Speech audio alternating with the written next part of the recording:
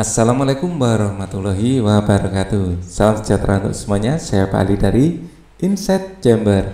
Sekarang kita sudah sampai pada pembelajaran 3 halaman 70 ya. Untuk pembahasan yang lain ya ada di sini. Ini adalah playlist ya. Nah, dengan menggunakan playlist maka pembahasan bisa didapatkan secara urut dan runtut. Ya, gunakan playlist ini atau langsung saja tap di channel ya, masuk ke dalam channel dan playlistnya adalah kelas 6 buku tematik, dicari ya. Oke, halaman 71 ya, pembelajaran 3. Ayo kita ingat kembali tentang negara-negara tetangga Indonesia, lalu bagaimana dengan kondisi sosial budayanya. Nah, tetangga kita ada Malaysia, ada Singapura ya, ada Brunei. Apakah sama dengan kondisi sosial budaya Indonesia ataukah berbeda? Ya sama, tapi tidak sama 100% ya, ada perbedaan-perbedaan. Jadi ada persamaan dan ada perbedaan pada intinya. Singapura termasuk negara berpenduduk padat ya. Sebanyak 85 rakyat Singapura tinggal di rumah susun.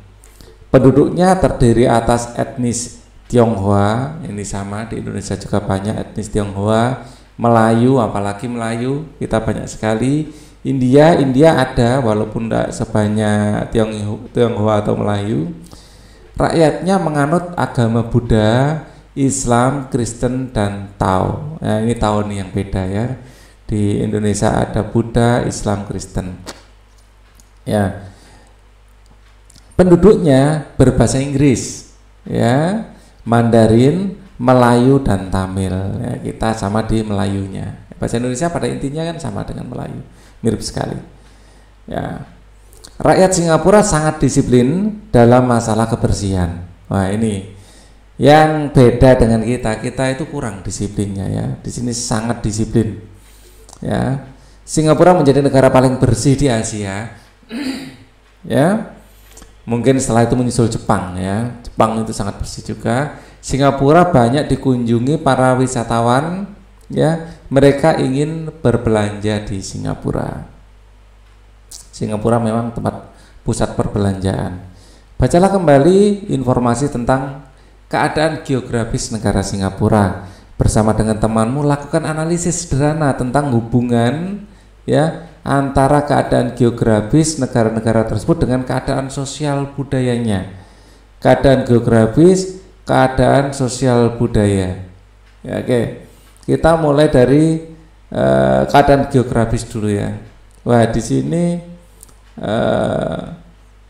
tempatnya sangat sempit ya. Saya gunakan tempat yang lain di sini. Nah, di sini nanti juga saya gunakan untuk ini ya, keperluan pohon. Ini sudah saya siapkan. Nah, di sini nanti saya agak geser kanan saja. Nah, di sini kita akan tuliskan kembali kondisi geografis Singapura. Tadi tempatnya terlalu sempit masalahnya. Kondisi geografis.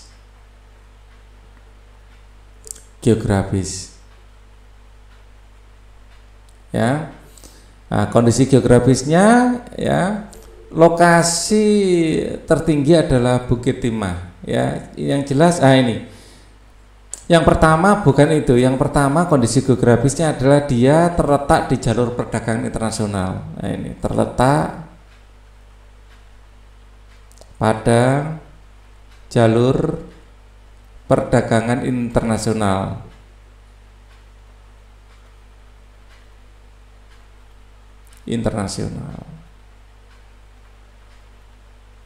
Ini yang paling utama ya. Jadi alasan kenapa dia sangat beragam adalah ini juga ya. Jadi kalau perbatasan dia itu utara berbatasan dengan Selat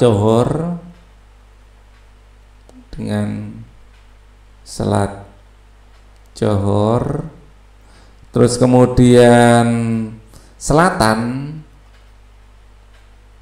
yaitu dengan Selat Singapura. Utara, selatan, barat ya dengan Selat Malaka. Dengan Selat Malaka. Ya, koma kita aja ya. Kemudian utara, kalau timur dia itu kita lihat sini aja ya, sebelah timurnya kita masuk ke Google Earth biar jelas ya. Jadi ini nanti sambil nunggu Google Earth ini ya, kita lihat Singapura. Di sini Singapura, mana Singapura? Saya zoom. Ini dia Singapura. Singapura.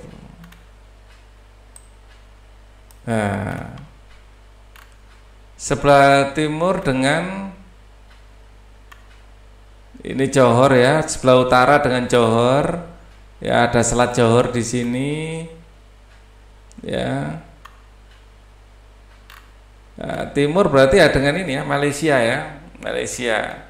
Memang dia dikelilingi Malaysia.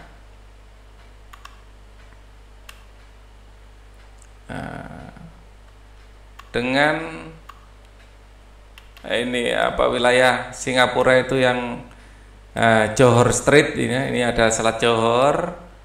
Ya, Pulau Ubin masuk Singapura, Tekong Island masuk Singapura. Ya. Dengan ini Pangerang ya, Pangerang. Sebelah timurnya dengan Pangerang. Atau Teluk Sengat. Ini masuk teluk apa ini? Sebelah timurnya ini. Enggak ada ya, Pangerang ya, sebelah timurnya. Ini masuk Malaysia ini, Pangerang. Sebelah timur dengan Pangerang. Sebelah timur dengan Pangerang. Ya, Malaysia. Ini Selat Johor, Johornya sendiri Malaysia juga. Ya, kemudian atau ini ada nama selatnya ya, kita cek. Tidak ada ya. Yang ada mungkin masuk dalam ini Johor River. Ya. Masuk Sungai Johor ya. Ya. Masuk Sungai Johor. Oke. Nggak besar ya, cuman segini aja loh Singapura itu. Oke. Sebelumnya kita sudah membaca juga tempat paling tinggi adalah Bukit Timah. Paling tinggi Bukit Timah. Ini. Kemudian kita lihat pertanyaan berikutnya adalah kondisi sosial budaya. Karena dia itu ini kondisi sosial budaya ya, kondisi sosial budaya. Ya, ini terkait dengan ini apa, terletak pada jalur perdagangan internasional, maka usahanya adalah di bidang perdagangan dan perkantoran. Sebagian besar penghasilan dari perdagangan dan perkantoran, karena memang tempat dagang ya, perdagangan dan perkantoran. Hampir semua perusahaan punya kantor cabang di situ. Ya, kemudian dia termasuk negara maju. Ya, negara maju dengan tujuan wisata ya. yang merupakan tujuan wisata, yang juga menjadi tujuan wisata. Nah, ini kemudian karena rakyatnya sangat disiplin, ya, dia menjadi negara yang ini ya, negara yang ya rakyat disiplin ya, rakyat disiplin terhadap kebersihan,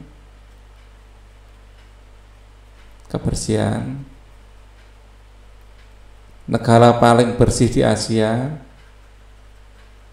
ya paling bersih di Asia. Nah, itu ya kalau ini bahasa, ya bahasa, dia pakai bahasa apa tadi? Mandarin, Melayu, bahasa Inggris ya, bahasa Inggris, Mandarin, Melayu, ya, dan Tamil. Terus agama ada Hindu yang paling besar ya, Hindu apa Buddha tadi ya? Coba saya lihat lagi.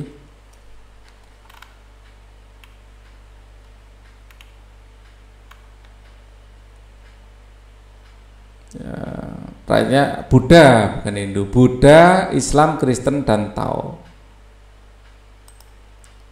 Buddha, Islam, Kristen, dan Tao. Buddha pakai H ya. Islam, Kristen, dan Tao. Oke. Kemudian kita akan menganalisis kenapa kok seperti itu. Di sini ada segmen analisis hubungan kondisi geografis dengan sosial budaya. Saya kerjakan di sini aja cukup rasanya tempatnya. Karena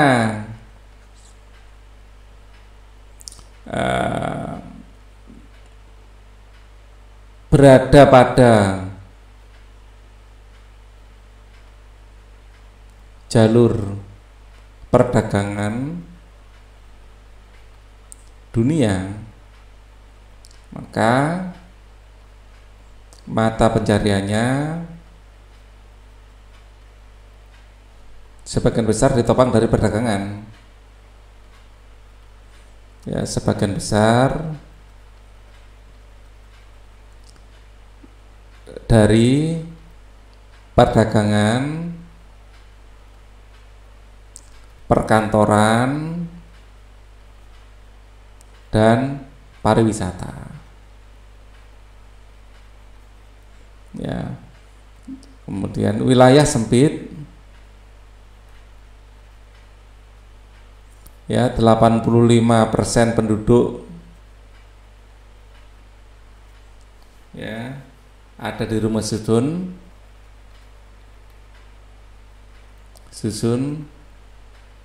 ya, sehingga harus dijalankan peraturan yang ketat, ya, ketat, peraturannya harus ketat, terus kemudian disiplin tinggi, ya, penduduk di rumah susun sehingga harus dijalankan peraturan yang ketat, disiplin tinggi, ya. Nah, ini membuat Singapura menjadi negara sukses, menjadi negara paling bersih.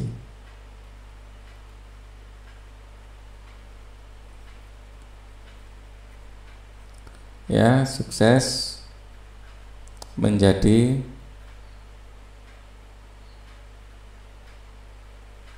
negara paling bersih. Tidak menyiram toilet aja kena denda di sana ya. Jadi membuang sampah sembarangan, meludah sembarang langsung denda. Ya, jadi sangat disiplin. Nah, ini harus kita contoh ya, kedisiplinannya. Setiap negara memiliki keunikan sosial budaya. Begitu juga dengan kondisi lingkungan alamnya. Meskipun memiliki lingkungan alam yang berbeda-beda, ya setiap negara pasti memiliki kepedulian yang sama terhadap pelestarian lingkungannya. Perhatikan infografis yang disajikan di bawah ini. Bersama temanmu lakukan analisis terdapat infografis yang disajikan dan identifikasi informasi-informasi yang kamu dapatkan dari infografis tersebut. Sajikan kembali informasi yang kamu temukan dalam bentuk peta pikiran. Ya. Jadi ini infografis, ini namanya infografis. Manfaat konservasi alam, melindungi kekayaan dan menjaga ekosistem alam, melindungi spesies flora fauna, menjaga kualitas lingkungan, ya, mencegah kerusakan pencemaran lingkungan yang mengakibatkan bencana, menghadirkan kehidupan yang lebih baik bagi masa depan untuk menyelaraskan kehidupan manusia dan lingkungan. Ini sudah poin-poin penting ini ya, pemanfaatan lingkungan dan yang baik dan bijaksana. Jadi kalau kita bikin mind mapping atau peta pikiran ya, ini taruh aja ke tengah, manfaat konservasi alam. Konservasi alam ya, terus ini apa adanya kita tulis saja ya, melindungi kekayaan dan menjaga ekosistem alam,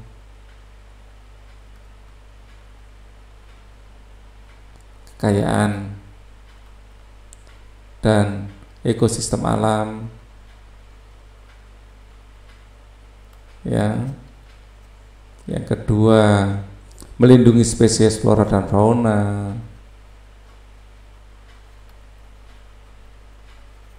Ya. Fauna. Yang ketiga, apa ini? Menjaga kualitas lingkungan.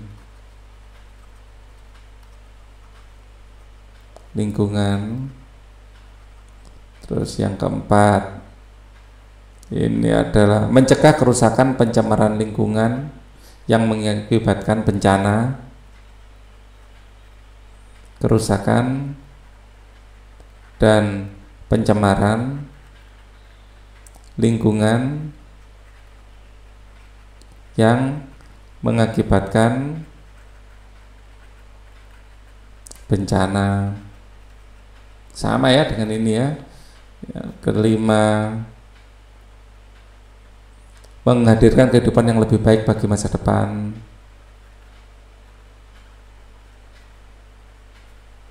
Yang lebih baik ya, baik bagi masa depan. Nah, kemudian menyelaraskan kehidupan manusia dan lingkungan. Kehidupan manusia dan lingkungan. Ini 6. Dan yang ketujuh adalah pemanfaatan lingkungan yang baik dan bijaksana.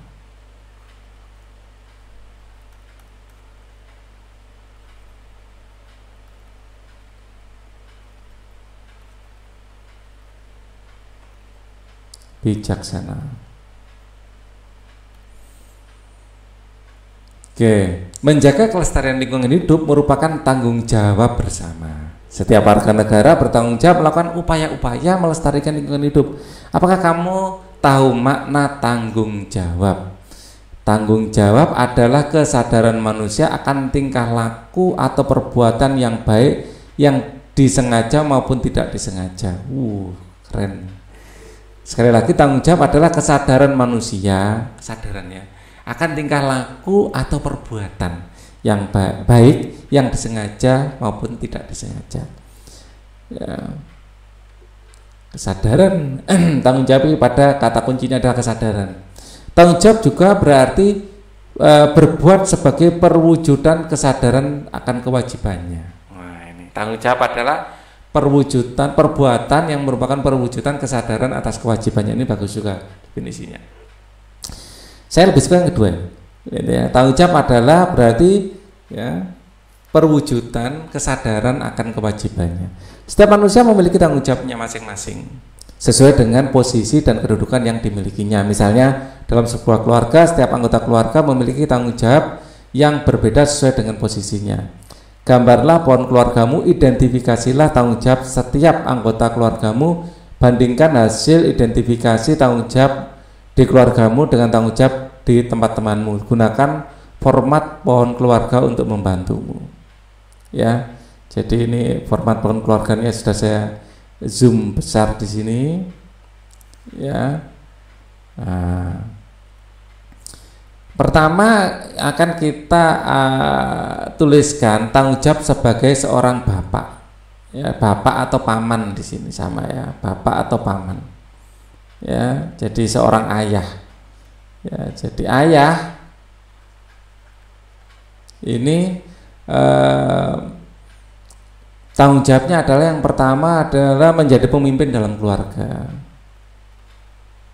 Pemimpin dalam keluarga. Ya, kemudian ayah juga mencukupi kebutuhan keluarga. Kebutuhan keluarga. Ya, baik itu secara finansial atau uang ya, finansial ya, atau penghasilan ya, penghasilan atau dalam hal keamanan, kasih sayang ya, ya nanti pasti dibantu ibu ya, kemudian memberikan teladan ya, memberikan menjadi teladan ya, oke. Sekarang kita ibu ya, ibu ya, atau di sini boleh juga bibi sama ibu fungsinya sama ya, sebagai co-pilot dalam rumah tangga ini ya. Jadi fungsi utama ibu adalah mengurus rumah tangga, mengurus kebutuhan rumah tangga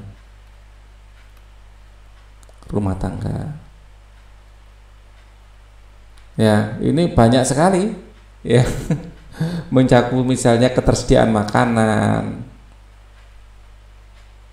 dan minuman ya, ibu yang bertanggung jawab ya, belanja apa ya, memang ayah yang nyari uang, ibu yang bertanggung jawab untuk bulan ini belanja apa saja ini ya, ya.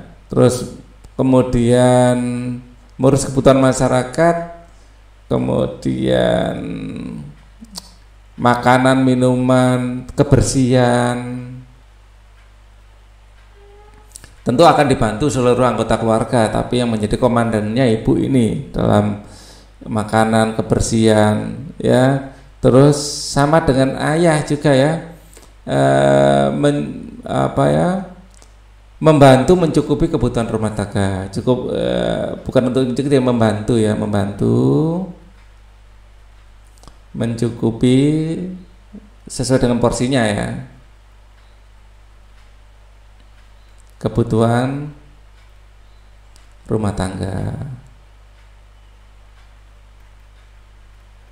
ya, sesuai dengan anunya, terutama di bidang kasih sayang pasti ya, ya finansial, keamanan, kasih sayang, terutama di bidang kasih sayang ya. Mungkin tambah lagi pendidikan ya. Jadi ayah bukan berarti enggak ya, tapi ibu perannya lebih besar biasanya ya, pendidikan ya, untuk mengajari anak-anaknya pertama kali membaca apa ya, untuk latihan ke toilet, nah, ibu lebih banyak berperan di situ, ya. Nah, tentu saja menjadi teladan, ya. Anak sekarang saya pakai warna hijau, ya. Anak bisa aku atau sepupu, ya, sama-sama anak, ya. Tanggung jawabnya adalah, ya, ini menghormati orang tua yang pasti, ya, menghormati, ya, dan menteladani orang tua.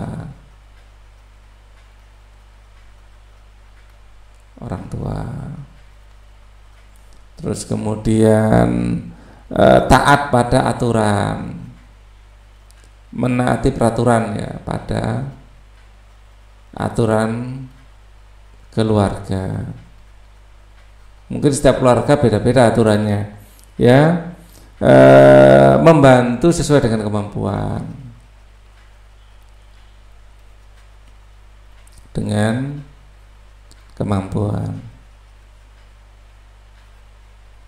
ya. Terus jangan lupa menjaga nama baik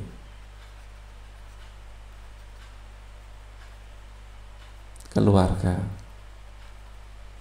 Nah, kakek dan nenek, nah, ini fungsinya hampir sama, ya, karena sudah manula, ya, jadi satu, itu menyayangi keluarga.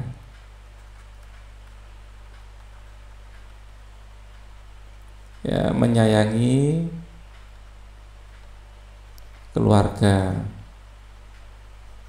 ya, terutama cucu-cucunya mungkin, ya, ya, menasihati keluarga,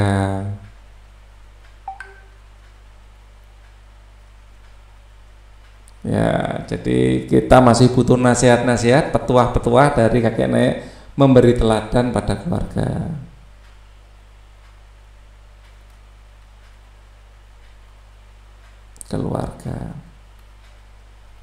Ya, secara ekonomi mungkin sudah tidak, tanggung jawabnya bukan pada itu, tetapi menyayangi, menasihati, memberi teladan, ini merupakan tanggung jawab kakek dan nenek. Kita kembali ke sini lagi. Upaya menjaga dan melestarikan lingkungan hidup, ya, ini tadi sudah, ya. Gambarlah pohon kurang gunakan, nah, ini sudah tadi. Ya. Upaya menjaga dan melestarikan lingkungan hidup merupakan tanggung jawab setiap warga masyarakat, ya. Menjaga dan melestarikan lingkungan hidup itu apa, ya? Semua masyarakat itu punya tanggung jawab di situ, ya. Tanggung jawab setiap warga masyarakat yang tinggal di lingkungan tersebut. Upaya ini dapat dimulai dari hal yang sederhana, yaitu mulai membuang sampah pada tempatnya. Di bawah ini disajikan infografis sampah di Jakarta bersama temanmu. Cermatilah infografis tersebut, analisislah informasi yang kamu dapatkan dari infografis tersebut, ya. Ya, sampah di Jakarta, kita zoom aja, ya. Nah, ini infografis, ya, sampah Jakarta, ya, sama dengan berat 25 ekor paus biru, ada 6.270 ton sampah setiap hari. Ini setiap hari dapat menutupi 4 lapangan sepak bola setiap harinya, loh, ya, sampah Jakarta. Komposisi sampah ada organik, ya, kertas plastik, kaca logam, ya. Nah, ini kemudian dampak pada lingkungan. Wah, ini kok gak begitu jelas. Coba kita pada sumbernya di sini. Nah, bisa kita zoom. Nah, ini, ya. Dampak pada lingkungan. Nah, coba kita baca. Nah, kita zoom. Hasil pembakaran sampah mengandung klorin, dapat menghasilkan 75 jenis zat racun lain. Binatang suka mengelilingi sampah seperti lalat dapat menjadi media penyakit. Baunya menyengat dapat menimbulkan penyakit paru-paru. Ya. Cairan yang dihasilkan sampah dapat mencemari lingkungan seperti air dan tanah. Rata-rata setiap 1 ton sampah padat menghasilkan 50 kg gas metan. Ya, gas metan punya kekuatan merusak hingga 20-30 kali lebih besar dari gas CO2, berada di atmosfer dalam jangka waktu sekitar 7-10 tahun, dapat meningkatkan suhu sekitar 1,3 derajat Celcius per tahun. Loh, gas metan itu lebih bahaya. Estetika TPST Bantar Gebang yang kondisinya sudah tidak mampu menampung sampah warga Jakarta yang selalu meningkat setiap tahun, sampah berkontribusi dalam masalah banjir. Ya. Oh, ini komposisi sampah, tadi sudah ya, per ton setiap hari ini tadi. Nah, sampah organik 54%, kertas 15%, plastik 14%, kaca logam 17%. Sampah Jakarta dikirim dan diolah di TPST Bantar Gebang Bekasi, sisanya didaur ulang atau tidak terangkut.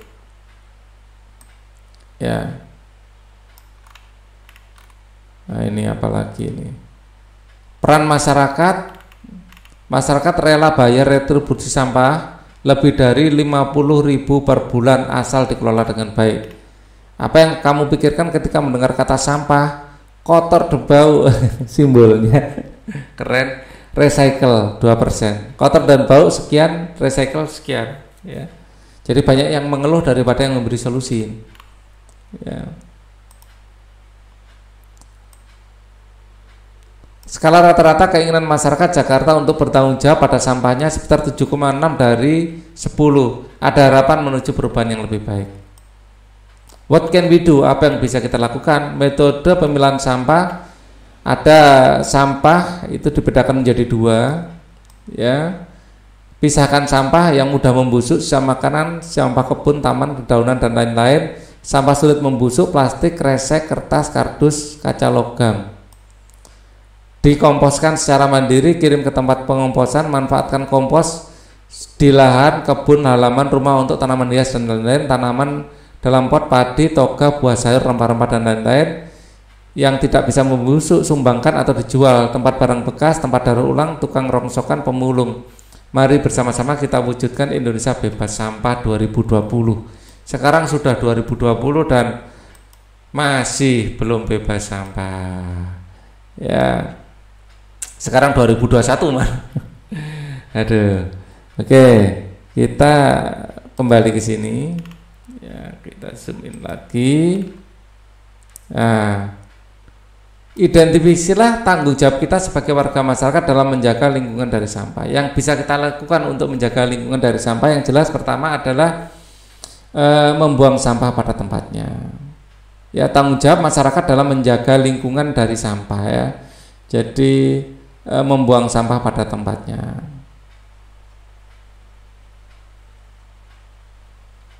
Pada tempatnya. Memisahkan sampah organik dan anorganik. Sampah organik dan anorganik, ya, mudah membusuk dan anorganik yang susah membusuk, tidak membusuk, ya, bukan hanya susah. Misalnya apa ya, bisa waktunya itu bisa beratus-ratus tahun, bisa berpuluh-puluh tahun, ya, untuk bisa menguraikan. Penguraiannya butuh waktu yang lama, butuh waktu lama, ya. Misalkan sampah, menjadikan sampah organik menjadi kompos. Sampah organik menjadi kompos. Terus mengurangi penggunaan kantong plastik, ya, mengurangi penggunaan sampah anorganik, sampah, mengurangi penggunaan kantong plastik gitu aja, kantong plastik. Ya, gunakan tas belanja untuk belanja. Ya, reuse ini menggunakan kembali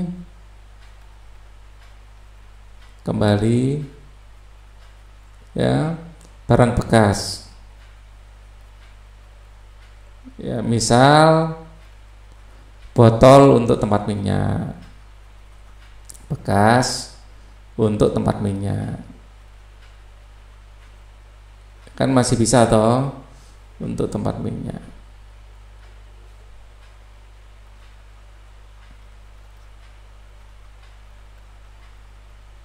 Minyak goreng misalnya menggunakan botol bekas, itu kan bagus, itu botol bekas itu bukan plastik, kaca itu tidak mengotori minyak, malah daripada botol itu dibuang. Terus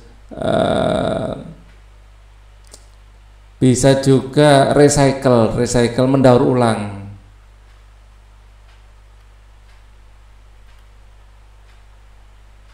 ya, anorganik, misalnya melebur kembali sampah atau besi ya, melebur kembali sampah ya, misalnya plastik ya, kaca atau besi ya. Nah, tanggung jawab masyarakat itu dalam mengumpulkannya ya, tanggung jawab masyarakat dalam mengumpulkannya, yang melakukan adalah pabrik nanti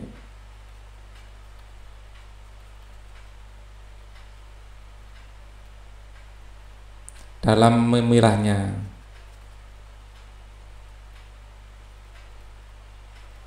Ya, bisa kita jual atau kita berikan. Ya, kita jual bisa, diberikan biasanya ada organisasi-organisasi kayak di tempatnya Pak Ali di masjid itu menerima itu sampah-sampah bekas, kertas atau apa, nanti itu dijual sebagai barang bekas dan hasilnya bisa untuk membiayai pembangunan masjid. Ayo renungkan kembali pengalaman-pengalaman pembelajaran yang pernah kamu lalui untuk memastikan bahwa kamu mendapatkan hak untuk memperoleh pendidikan. Tentu orang tuamu melakukan upaya besar. Apa yang kamu lakukan pada orang tuamu akan membalas jasa mereka. Ya, apa yang kamu lakukan kepada orang tuamu membalas jasa mereka. Apa yang kamu lakukan kepada orang tuamu untuk membalas jasa mereka. Ya, yang bisa kita lakukan terutama ini menghormati dan menaatinya. Nah, ini. Buatlah sebuah kartu atau tulisan untuk mengungkapkan rasa syukur dan rasa terima kasihku kasihmu pada orang tuamu. Misalnya, terima kasih ayah, ibu yang selama ini memberikan segalanya pada kami.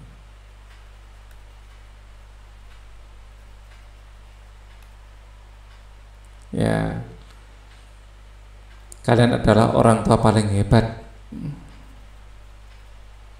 Ayah dan ibu adalah orang tua paling hebat misalnya.